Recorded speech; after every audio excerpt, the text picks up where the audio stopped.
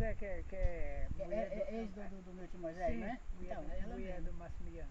Então, Pois é, e aí, como é que ela tá? sim, ela tá boa. E aí, eu conversando com ela, o que eu tava falando?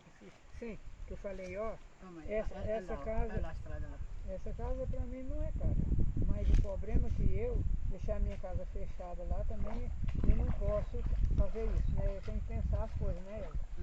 Mas que o lugar é bom, a casa é boa, a rua é boa, perto do vizinho bom, lugar seguro, né, Elza? Eu não posso, eu tenho minhas coisas dela, não vou mudar para qualquer canto que não posso, né? Minhas coisas. Tem coisa de valor que posso vender, né? Pode ir, Elza, pode ir, eu vou. Não, vai puxar eu, você vai cair, cuidado. Então nós duas dá uma, não dá? Uma perna, outra perna. Ai, ai. Então ela tem o que na perna? Ela tem meu problema.